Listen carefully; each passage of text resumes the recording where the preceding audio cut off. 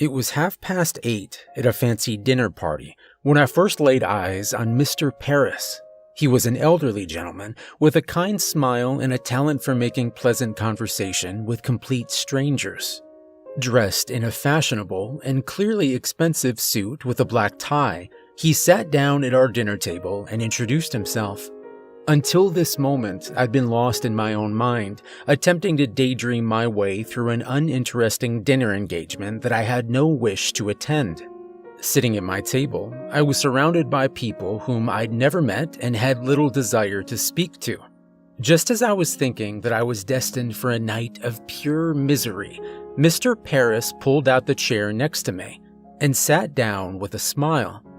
Extending his right hand towards me, he introduced himself as Mr. Dario Parris, local entrepreneur.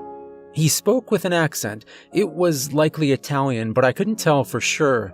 I took his hand in mine and shook it firmly, introducing myself and noticing that despite his apparent age, his grip was strong and powerful. "You look bored, my friend," he said, with an understanding look of sympathy on his face. Under normal circumstances, I'd be hesitant to engage a stranger in conversation, but something about Mr. Parris took my guard down. His whole demeanor was one of sincerity and friendliness. I instantly felt at ease while sitting next to him and decided to return his offer of friendly banter. "It's a fine party and all, but..." I trailed off. "But you do not enjoy this noise, these strangers you're expected to socialize with." Mr. Parris finished my sentence for me. He had read my thoughts completely, and I was taken aback with pleasant surprise. Yes, that's exactly it," I replied with enthusiasm. "Not that I would have anything against talking with you," I added. Though I'd just met him, if I was to spend the night talking with anybody, Mr. Parris seemed to be the best man to do it with. I reached for my glass of wine and took a small sip. My face instinctively curled up at the unpleasant, sour taste. Mr. Parris noticed my distress and commented, "The wine is no good." "It's awful. I don't know how they get away with serving it," I complained. "Then you are a wine critic, perhaps?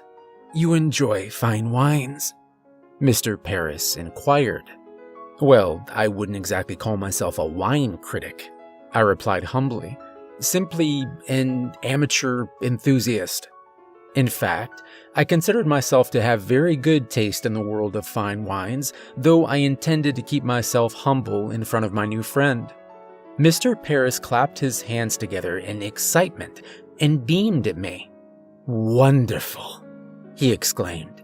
"I too enjoy wine. Here, I will show you something, a sort of trick that will surely relieve your boredom." He immediately flagged the nearest waitress and requested that she bring him 5 glasses of the restaurant's 5 most expensive wines. Startled at such a request, the waitress began to speak. "Our 5 most expensive wines are..." "I asked for 5 glasses, not 5 names," Mr. Parris snapped. The shocked waitress stood still for a moment and then nodded her head and walked off towards the kitchen. Returning a couple minutes later, the waitress presented him with 5 glasses of wine, each appearing identical. Motioning for the waitress to stay, Mr. Parris picked up the first glass on the left and examined it briefly. He then swirled the red liquid around the glass and held it to his nose, inhaling the aromas. Finally, he brought the glass to his lips and took one small sip, allowing the wine to completely wash over his tongue before swallowing.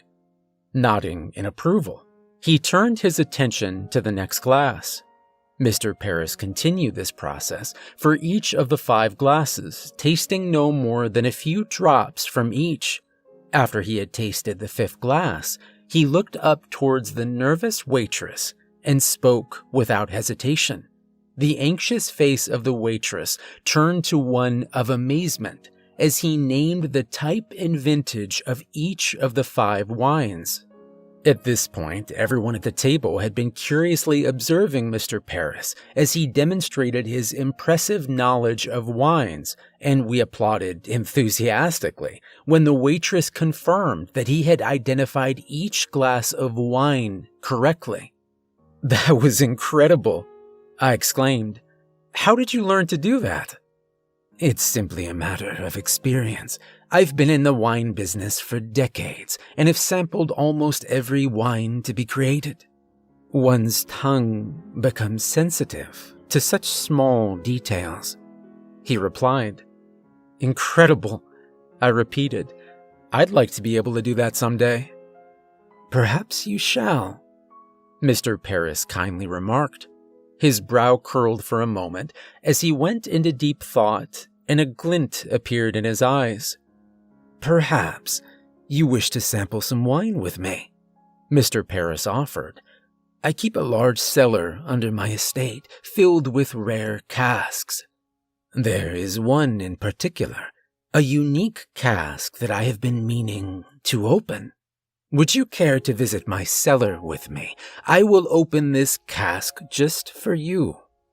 I was startled by his sudden offer of hospitality. A man whom I had just met, a virtual stranger, had just invited me into his home to taste a rare cask of wine.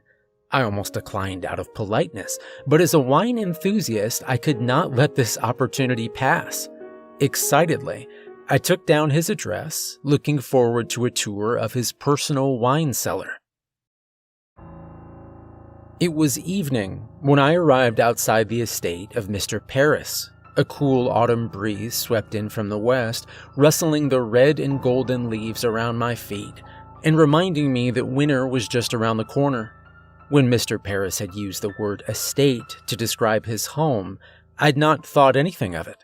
But now I saw that his property truly was an estate. Far out in the countryside on the border of a thick forest, the house, mansion would be a more accurate description, of Mr. Parris stood tall and proud, declaring its dominance over the land. The 3-story building appeared old and worn, but steady. It radiated an aura of power, as if no force on the earth was capable of bringing it down.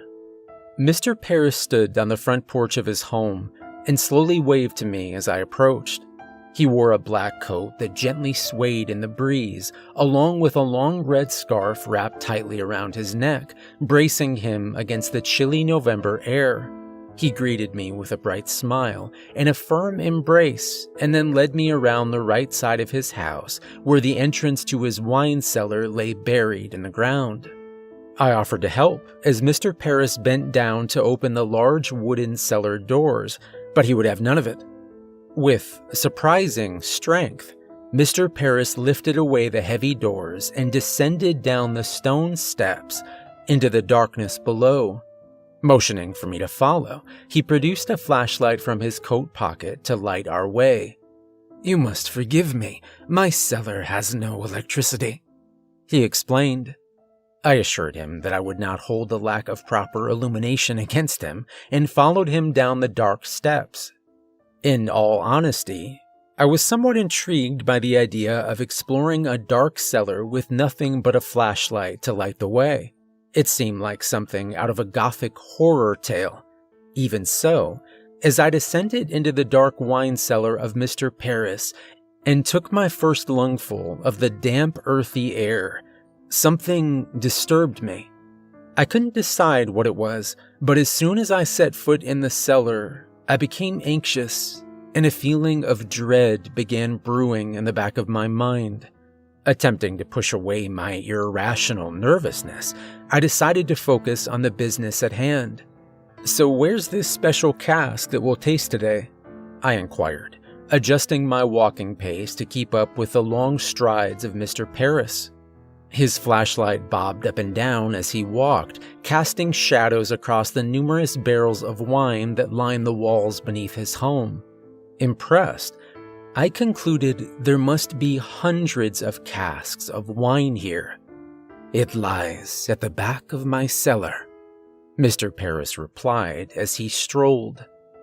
The dim light of the cellar entrance grew smaller behind me until it was nothing more than a pinprick, and the strange seed of fear inside me grew larger with each step.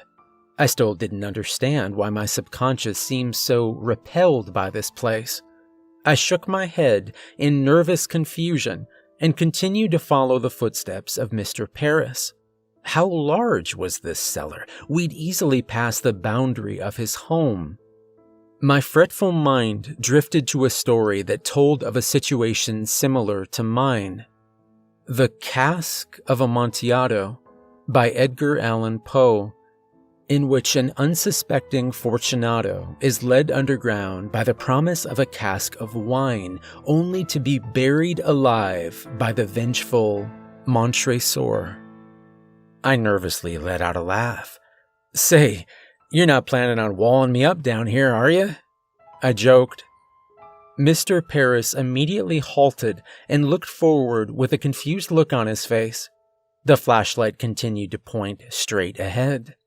After a moment of hesitation, his face relaxed into understanding, and he continued his walk forward with a hearty laugh. "I understand. You reference a story by Poe. Yes, quite the amusing tale, and similar to our own." Mr. Parris chuckled. "But rest assured, I have no intention of burying you." I half-heartedly laughed along with him. Amusing was hardly the word I would use to describe the disturbing story of a man being buried alive. Nevertheless, I continued to follow Mr. Parris, looking forward to tasting the promised cask of wine.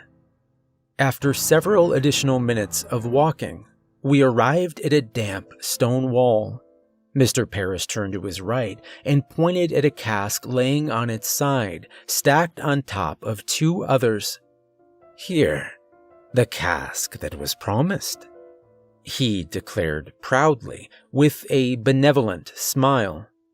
Mr. Parris handed me his flashlight, then bent down and placed one hand on each side of the cask.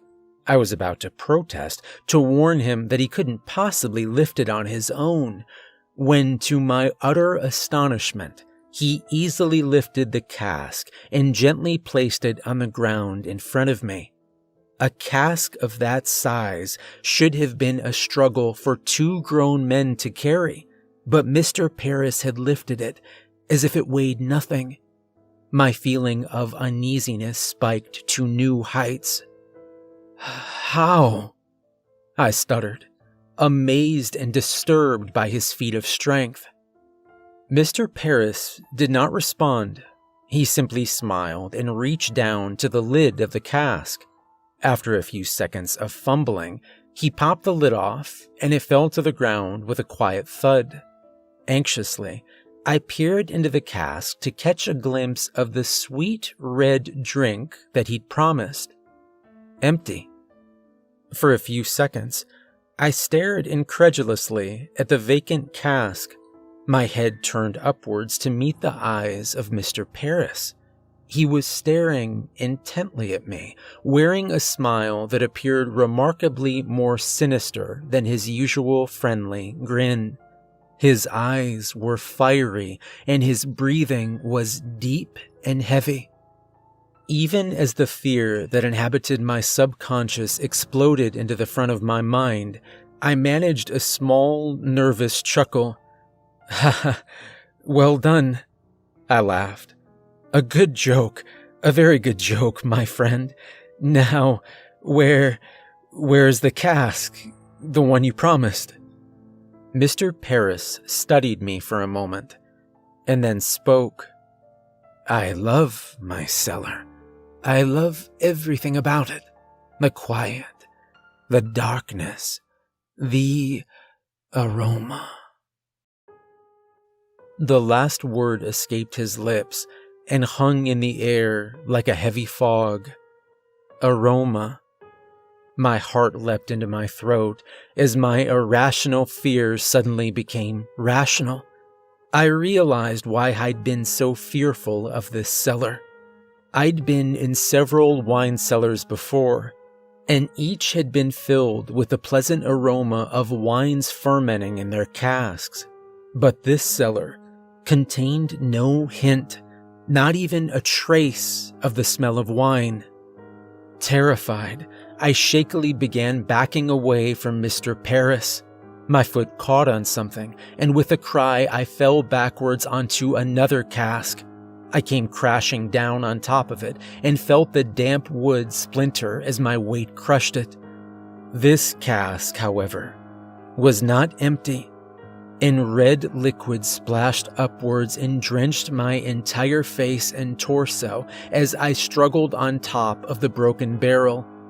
I tasted blood, but not my own.